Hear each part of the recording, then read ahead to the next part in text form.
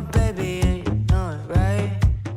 Yeah, I just remember what you said to me. Welcome back to the workshop. In today's video, I'm going to be making one of my favourite projects to date, and that is an 8-seater dining room table. It's made from Wenge and has maple inlay, and I'm just in love with this design. The tabletop has a veneer sunburst pattern, which is a beautiful technique in furniture making.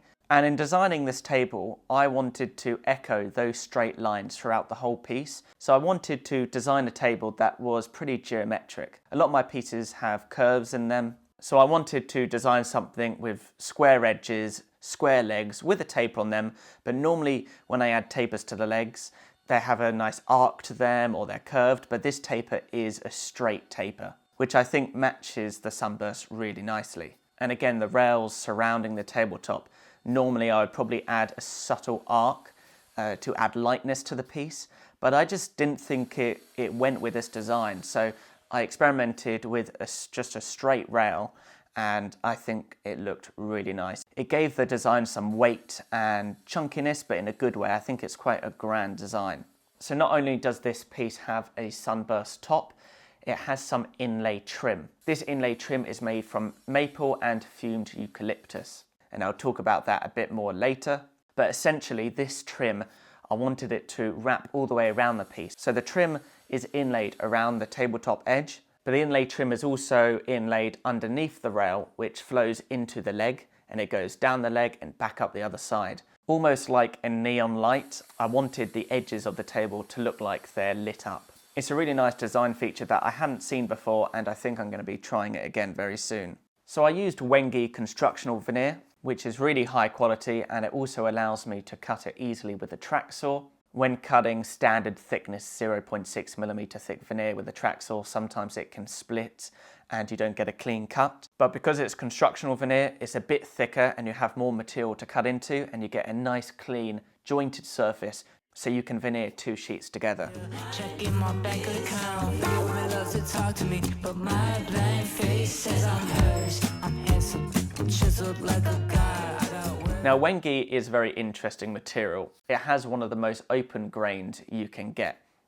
Now, some people love that because it has a lovely texture to it, unlike mass-produced furniture where it's not real wood, it's plastic, it's a laminate, so you can't feel any grain definition. Wenge, you have a lot of that. So it shows it's natural wood, it's nice to touch. However, it can be difficult to work with, especially when you're sanding. Sandpaper can get caught in the grain, and especially when you're finishing, your buffing pads or cloths can get caught in the grain. So sometimes woodworkers put grain filler in all the grains just to smooth it out a bit. But for this table, I wanted to keep the open pores to show it was solid wood, but I had to take a bit extra care when sanding and finishing to not cause any splits or pull up any grain. Your side, hold my love for ransom. Position how you like, baby, you know I got endurance to go. So the core material of the tabletop, I used moisture resistant MDF. Veneer sticks really well to MDF. It sticks much better to MDF than it does plywood.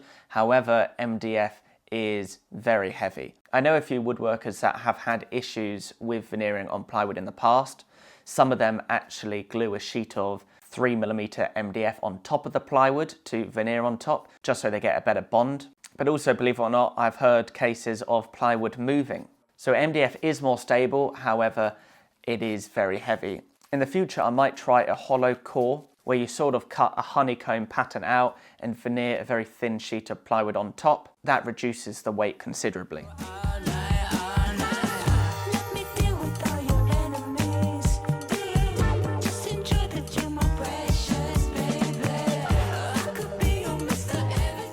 To make the inlaid trim, I planed up a board of maple, then I glued it on a sheet of fumed eucalyptus veneer, and then another sheet of maple veneer on top of that. Because the Wenge is quite dark, I wanted the transition between the Wenge and the inlay trim to go from dark, light, dark, light. And those subtle veneer sheets from a light wood to a dark wood create a really nice transition between the maple and the Wenge. And then when the whole table is sanded and done, it looks like this maple trim has a really fine black bead all the way around. Yeah, girl, just remember what he says. You in my hands for good. I got a plan for two. This is a menace.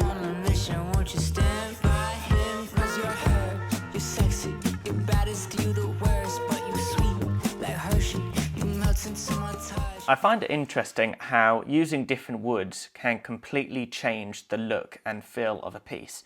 Even though the shape of the table is exactly the same, if you change the woods, it can make a big impact. I'd really like to make this table again and maybe use a light wood, for example a ripple sycamore or a curly maple. I think that would make a really light and elegant table. This one is quite kind of grand and bold, whereas if I use a light wood, I think it would look quite refined and elegant. And I think it would look absolutely incredible seeing a rippled wood in a sunburst pattern. Let's go shopping, get that contract straight to popping. Let me deal with all your enemies.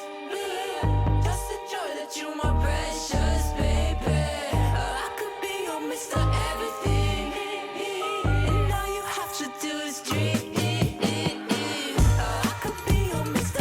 Everything. For the rails of the table, I used solid Wenge. I cut them up and planed them to size. Before cutting the ends to the final dimensions, I inlaid the trim, and then I dominoed the whole rail frame together and then glued it onto the tabletop. 'Cause tonight I'm gonna take you out and live the dream that we've been talking about, so we can dine and spend up all our notes. Let's forget that we broke. I wanna celebrate and have some fun tonight. I wanna show you all the lavish things in life, so raise a toast for all the good times that we'll have. It'll be like the movies, be like the movies. Rich people dreaming, rich people dreaming, rich people dreaming. I'm actually going through a bit of a rebrand at the moment. I'm getting my website redone. My current one I made myself, but I don't think it's good enough. So I'm currently getting a nice professional looking website made and adding all new pictures of my work. I'm really excited about it, and the website should be done in the next month. So when the new website is live, I'll let you guys know, and I'd love to hear what you think about it. And I've also got a new logo made, which will be on the new website and social media, and I can't wait to show you. I think it looks really fancy, really classy, and high quality, like the furniture I want to sell. One thing I haven't actually mentioned before on the channel is a couple of months ago I got a new van. Now I'm really excited about it. I'm using it for buying wood and getting materials, and also delivering the pieces of furniture I make. I absolutely love dropping off the furniture at the end of the project, delivering it to your client in your own van. There's something really special about it, especially when your name is on the side of the van. So hopefully you see that in future videos, if not on Instagram. Might be the gin that's gone to my head, gone to my head. Feeling so busy, don't want this to end, want this to end. Live in the moment, I just wanna dance, just wanna dance. Pull up my card and swipe it again. 'Cause tonight I'm gonna take you out and live the dream that we've been talking about, so we can dine and spend up all our notes. I wanna celebrate and have some fun tonight. I wanna show you all the lavish things in life, so raise a toast for all the good times that we'll have. It'll be like the movies, be like... The legs of the table were made from solid ash, which I veneered over with Wenge. It's not often you get to veneer solid wood, it's normally always plywood or MDF. But as long as the grain on the veneer is running in the same direction as the core material, you won't have any issues. The top of the leg is 100mm wide, which matches the thickness of the rail. I wanted those two to be square and match. And then it tapers down to half the thickness to 50. I thought that was a really pleasing taper and matched the angle of the segments in the Sunburst. Rich people dreaming, rich people dreaming, rich people dreaming, rich people dreaming. I wanna celebrate and have some fun tonight. I wanna show you all the lavish things. Later this year, I'm going to be exhibiting some of my work in a craft exhibition in London, in Bankside. The dates of the exhibition are the 18th of November to the 1st of December. So if you're in London around that time, it would be fantastic if you pop in. I'm going to be exhibiting my Oxford table and a segmented vase. And the other exhibitors there are absolutely fantastic, from all different types of mediums actually. It's not just woodwork, there's glass blowers, there's embroiderers, There's painters and jewellery makers, so all different types of art forms. I can't wait for it. I'm looking forward to seeing all the other work. If you haven't followed me on Instagram, make sure you do that because I'll be posting all the information about the exhibition on there, about location, dates and times, and when I'll be there. So I'm looking forward to seeing some of you there, and please let me know if you're coming.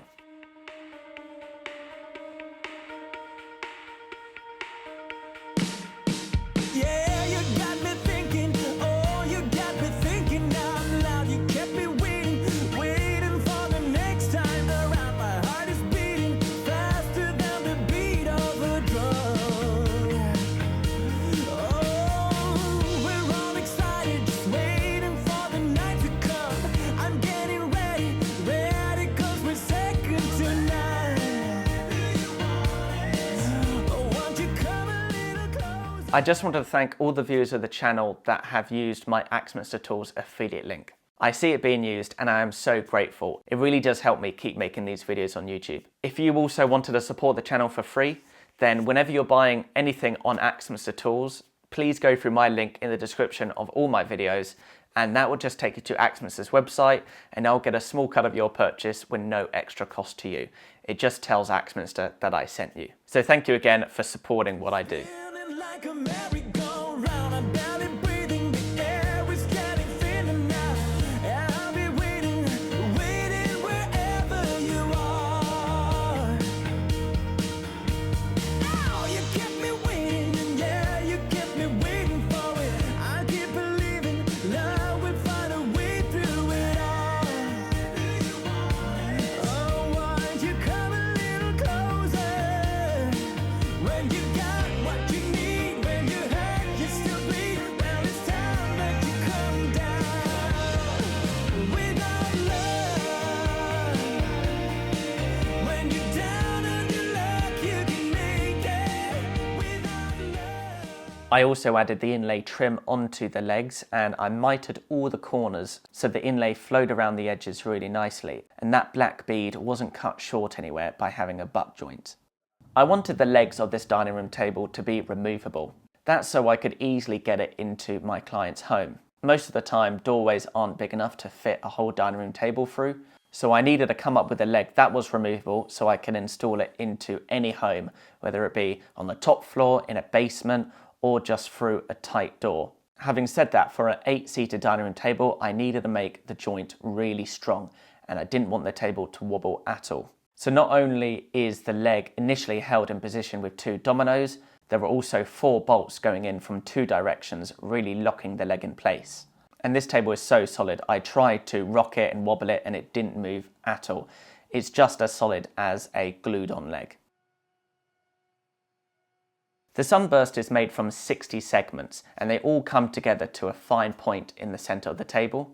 And I thought that was a really nice area where you could inlay a motif, like the Sunburst was pointing towards this image in the centre of the table. And I like the idea of this motif being personalised or customised by the client. They could have any picture they like, from a family crest to their signature to a symbol that represents them. And my client decided to go for a globe, which I thought was a really nice idea. Traditionally on Sunburst tables, you often find a star compass symbol. So I actually think the globe is sort of a modern play on that. I initially cut the globe on the CNC and then cleaned it up with a chisel. The land of the globe was made from Wenge and the sea was made from curly maple. I really liked using curly maple here because the ripples in the grain symbolise the waves in the sea. And once that was sanded, I cut the mortise in the centre of the table with the shape origin and then inlaid it in place. I couldn't believe the precision of the shape origin. Initially, I cut out the mortise and the inlay was ever so tight. So I went back to the design within the shaper and I offset the circle by literally 0.1 of a millimetre. I then skimmed the outside of the mortise again and that inlay fit in like a piston. It was so snug and I just couldn't believe the shaper could be that precise. I used Rubio Monaco Oil Plus 2C in Pure, which darkened the grain nicely, but added a lovely richness to the colour. Once that had dried for 24 hours, I then went over again with Sheen Plus, which gave a very nice sheen to the table. If you don't buff the Sheen Plus, it gives a glossy appearance. However, you've got to be careful in how you apply it because it will show streak marks with the brush. However, I like sort of the satin, subtle, shiny look, so I buffed it a lot with paper towel, and then that gave a really nice finish on the table. If you're interested in purchasing a dining room table from me, then please contact me through my website. A link to that will be in the description down below. I hope you enjoyed this video. Thank you for sticking to the end. I hope you learned something, and I'll see you very soon for the next video.